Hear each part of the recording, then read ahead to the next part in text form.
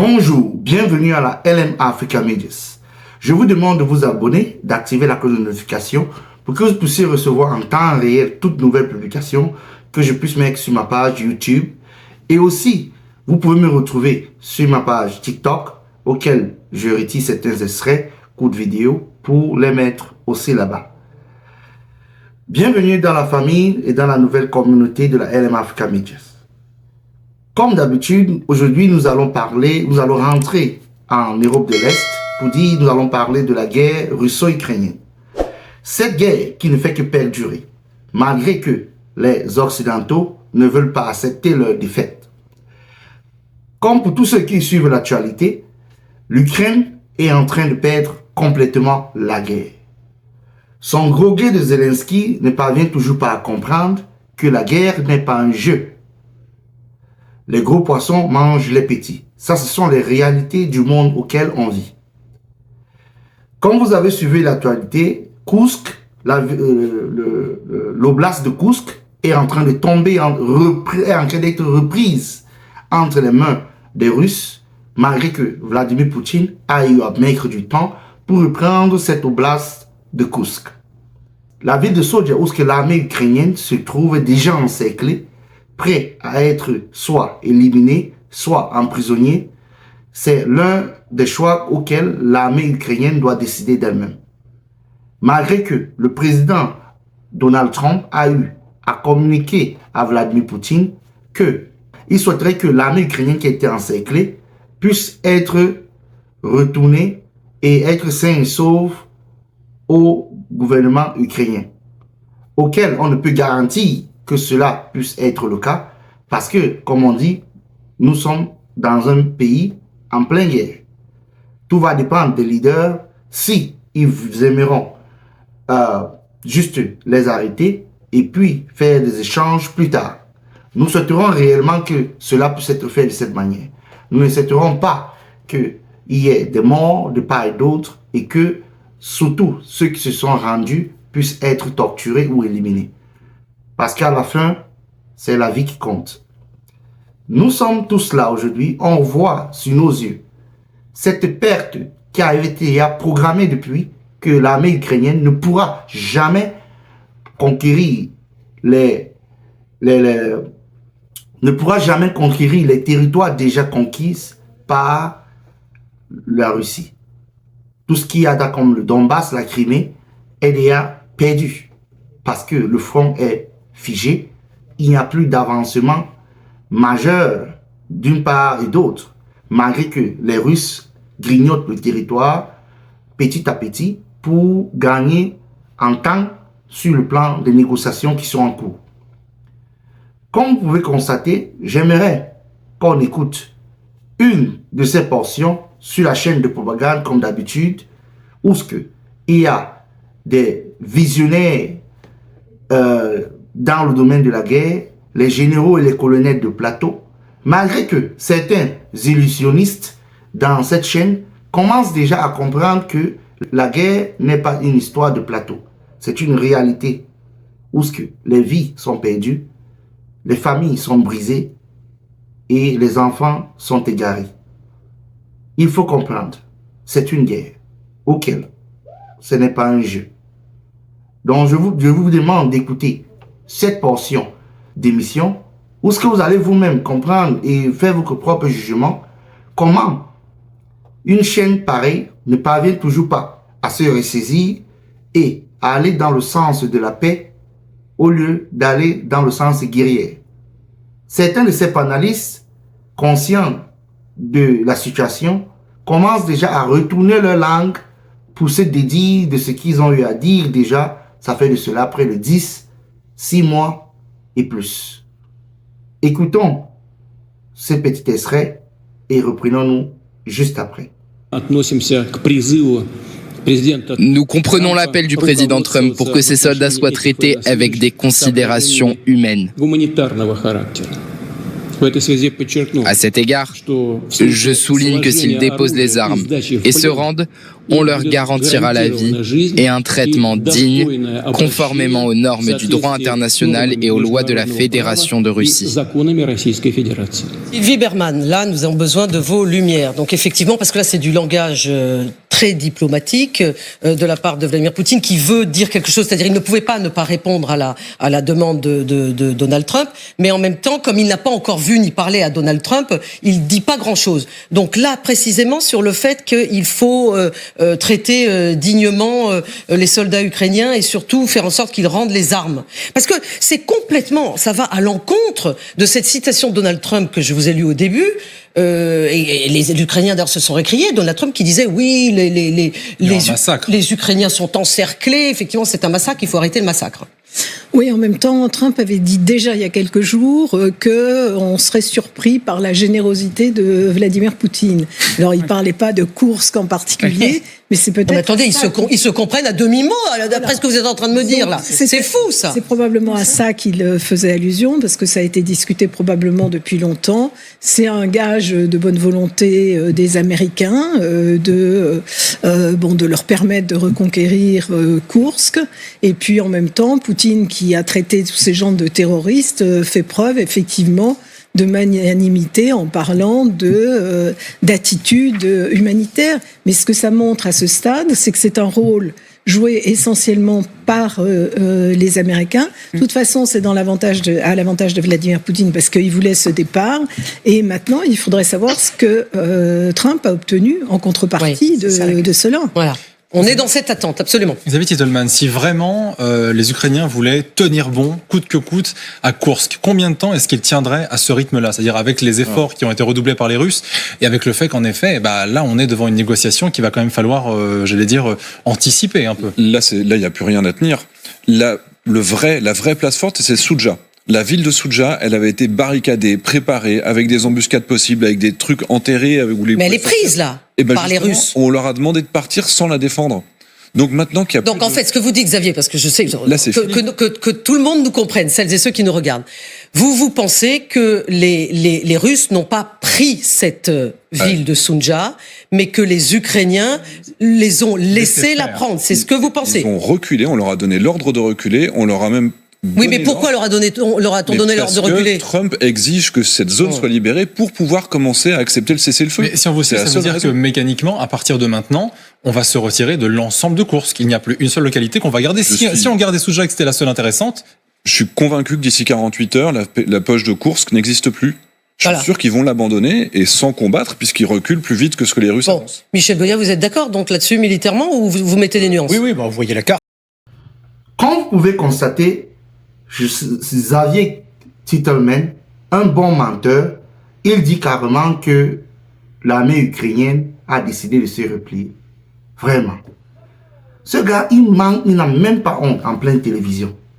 Quand on a des images satellitaires qui sont projetées par même les blogueurs ukrainiens et même les blogueurs russes et l'armée russe, qui montrent comment est-ce que l'armée ukrainienne est pilonnée de part et d'autre dans l'oblast de Kursk. Ce bonhomme de Titelman, je ne sais même pas, c'est un ancien pilote de l'air. On ne sait même pas quelle guerre il a participé. Peut-être qu'il a même fini sa carrière sans participer à aucune guerre. Mais il vient raconter des bêtises en pleine télévision, dit comment les Ukrainiens ont décidé d'abandonner et de se replier. C'est faux. C'est pas vrai du tout. Les Ukrainiens ont voulu défendre leur position et à la fin, ils ont été encerclés et ils ont été pris en étau parce que les Russes ont coupé les routes principales. Il y avait une route principale qui existait encore. Ils ont coupé cette route principale pour éviter que le groupement, les bataillons ukrainiens puissent être ravitaillés. Et quand ils ont coupé cette route principale, il n'y avait plus de liaison entre le centre de commandement ukrainien arrière et ceux qui partaient à l'offensif. Et c'est pour ça que même dans ce que vous avez suivi, comment Donald Trump vient de dire qu'il faut arrêter ce massacre. Parce qu'il sait très bien que ces groupements ukrainiens sont muselés et ils sont pris en étau. C'est pour ça qu'ils demandent à la Fédération de Russie de ne pas exercer des méthodes un peu radicales pour éliminer ou créer une sorte de massacre qui peut être jugé comme des crimes de guerre. Ils savent très bien cela. C'est pour ça que vous avez suivi comment le président Poutine a demandé à Kiev de dire à ses combattants de déposer les armes. Ils déposent les armes, ils se rendent, et puis ils seront pris comme des prisonniers. Et après, peut-être, dans la continuité des négociations, il y aura des échanges de prisonniers. Mais ce menteur de tête Xavier Titelman, il vient dire carrément que non, les Ukrainiens ont juste remis la ville de Souja aux Russes. Ce n'est pas vrai. Les Ukrainiens ne pouvaient plus défendre la ville de Souja. Ils n'avaient plus de ravitaillement. Et ils n'avaient la seule solution qu'ils avaient, c'était de battre en récré. Et même la posture de battre en récré était tardive. Parce que quand la route d'approvisionnement principale, parce qu'il y a 2 routes d'approvisionnement. Et une des routes d'approvisionnement était déjà coupée depuis le début de l'offensive ukrainienne. Parce que ce sont même les Ukrainiens qui avaient coupé l'autre route d'approvisionnement. Et lorsqu'ils ont coupé cette route d'approvisionnement, il n'y avait qu'une seule voie qui restait. Et comme les Russes les ont pris en étau, les Russes ont bloqué la dernière route d'approvisionnement et ils n'ont pas le choix de se rendre. Peut-être vous allez constater, d'après certaines données, s'il y a plusieurs bataillons, ils peuvent être au-delà de 2000 soldats qui seront capturés ou éliminés s'ils ne se rendent pas. Au lieu qu'ils disent la vérité, il vient mentir en plein plateau, dire comment les Ukrainiens, c'est eux qui ont décidé de se replier. Même le commandement ukrainien depuis Kiev s'est corrompu. Le commandant de l'armée ukrainienne ont juste dit cela en dernier ressort parce qu'ils n'avaient plus le choix. Ils ont trouvé qu'il n'y a plus d'autre issue que de dire qu'ils doivent se replier. Mais ils se fait même des tard. Parce qu'ils sont pris en étau. Et la Russie est en train de demander une pénétration de près de 50 km à l'intérieur du territoire ukrainien pour bloquer même le reste de personnes qui sont en train de vouloir reculer pour rentrer dans les positions de Soumis. Mais même ça, Soumis est en train d'être attaqué et presque déjà en train de vouloir être pilonné. C'est pour ça que l'armée ukrainienne est en train de faire des évacuations. Donc, vraiment, je ne comprends pas cette chaîne. Bien, c'est une chaîne, bien, ce sont les gars ce sont les grogués qu'on amène sur ces plateaux, qui viennent raconter de n'importe quoi. Ils s'en foutent des morts qui tombent chaque jour dans cette guerre. Ils viennent, ils bavardent, après ils vont rentrer chez eux, dormir, boire du bon café, manger des omelettes, du bon poulet, et ils viennent sur les plateaux, ils bavardent, ils racontent de n'importe quoi, disent comment l'armée ukrainienne a encore même les cartes à main. Trump avait dit à Zelensky, tu n'as pas de carte à main. Tu n'as pas de carte à main. Et c'est vrai, Zelensky n'a pas de carte à main. Continuons à écouter cette autre partie, où est-ce que le colonel Goya lui-même commence déjà à tourner la langue et commence même déjà à corriger Xavier Titelman sur son analyse qu'il vient de faire. Écoutons le colonel Goya et reprenons-nous juste après et d'autres panélistes. Vous allez comprendre comment il y a même le général Kift qui fait partie de cette, qui est un peu raisonnable dans son analyse, qui commence déjà à dire que ce n'est pas vraiment ça, mais bon, ils sont en train de tourner derrière leur langue. Donc, écoutons-les et reprenons-nous juste après. Les taches bleues, là, c'est rien. Hein, oui, mais moi, ce que j'aimerais que vous nous disiez, c'est est-ce que c'est la volonté, c'est-à-dire les Ukrainiens qui obéissent aux ordres de leur état-major pour plaire à Donald Trump, ou est-ce que c'est militairement parlant parce qu'ils n'étaient pas capables de résister à l'offensive des Russes? Ça, je pense qu'on aimerait savoir. La vitesse, effectivement, de ce repli est assez troublant, quoi. alors qu'on est quand même globalement sur des batailles qui sont extraordinairement lentes. Jusqu'à présent, là, on a d'un seul coup une décision qui est prise très vite. Encore une fois, les Russes peuvent manœuvrer, ils ont le droit de manœuvrer relativement brillamment, mais c'est troublant. Alors moi, j'ai pas d'éléments particuliers pouvant dire que c'était un repli organisé et imposé par les États-Unis en préalable.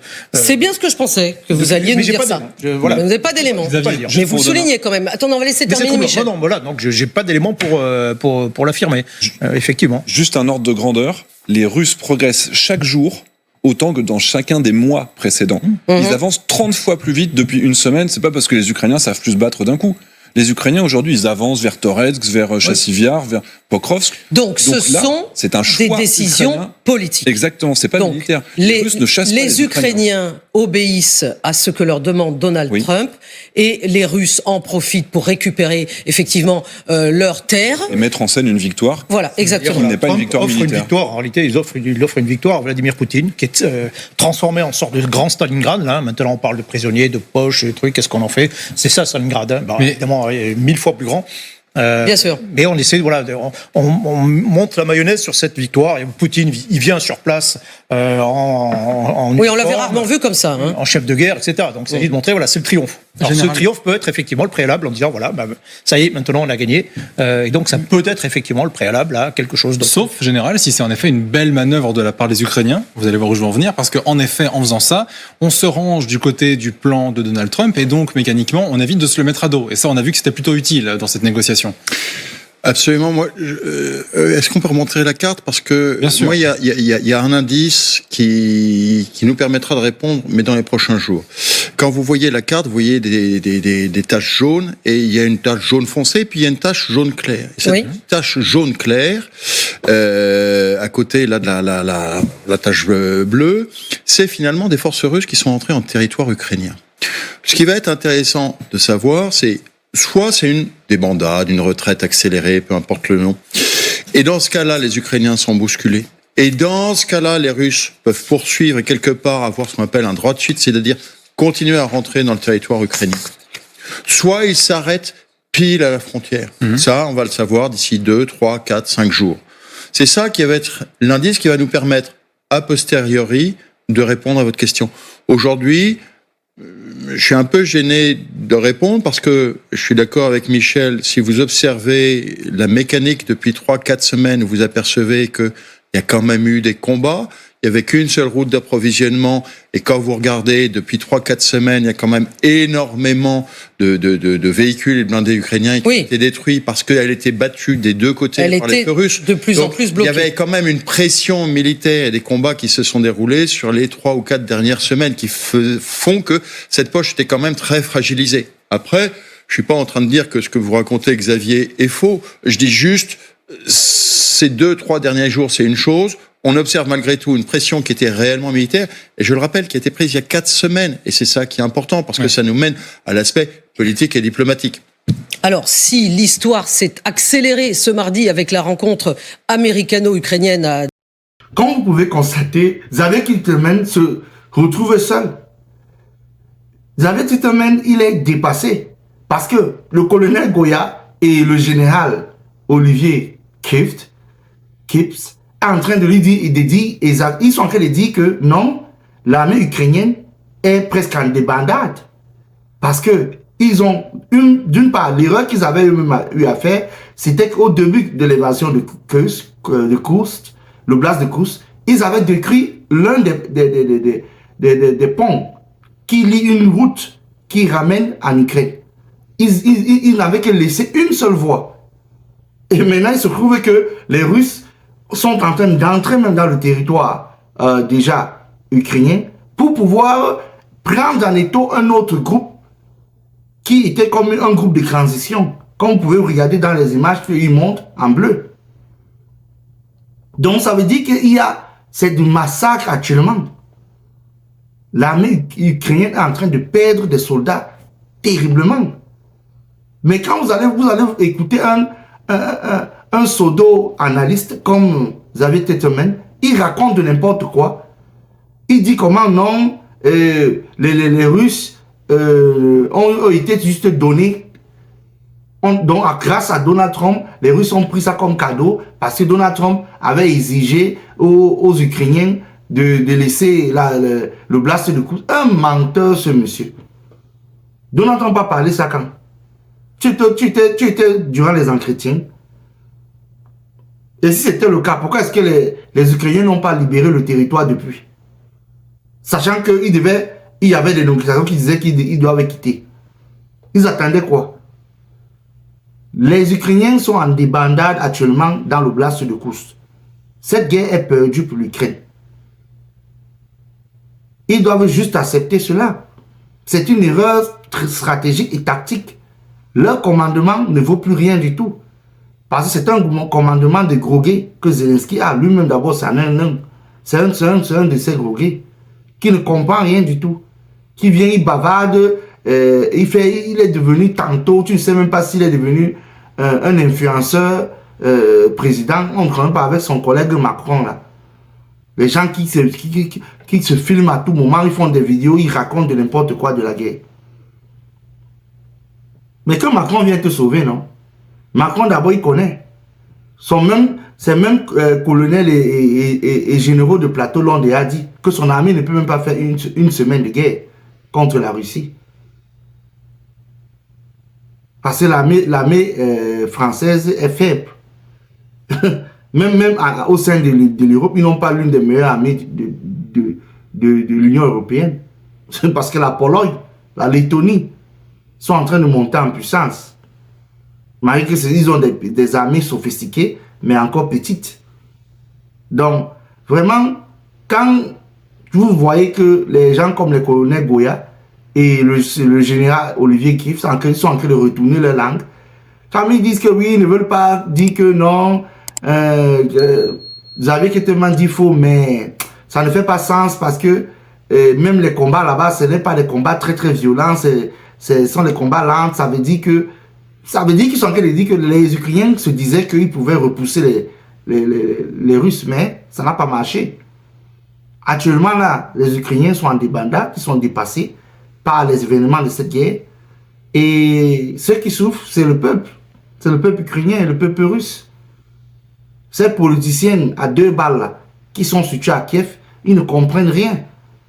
Ce sont des dealers qu'on a mis au pouvoir, on est parti mettre au pouvoir. Ce sont des dealers, des comédiens. Depuis que leur président, il n'est même plus d'abord président. Qu'il est même encore nommé président. Sa présidence est finie depuis mai 2024. Et c'est Zelensky encore président. D'ici peu là, on va le jeter comme un malpropre. Donc il connaît. On va se débarrasser de lui. On va me dire que c'était lui le président de l'Ukraine. Lui ne va même pas accepter. Et depuis qu'il va rendre compte de toute la corruption, les détournements qui se sont passés au sein de l'armée ukrainienne. Parce que lui-même, c'est un chef bandit de la corruption. Donc vraiment, c'est terrible.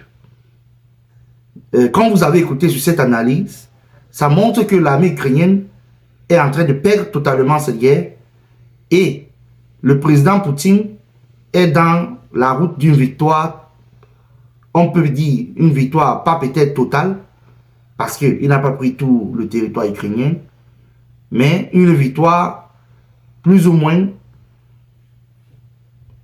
complète de son opération militaire, spéciale militaire.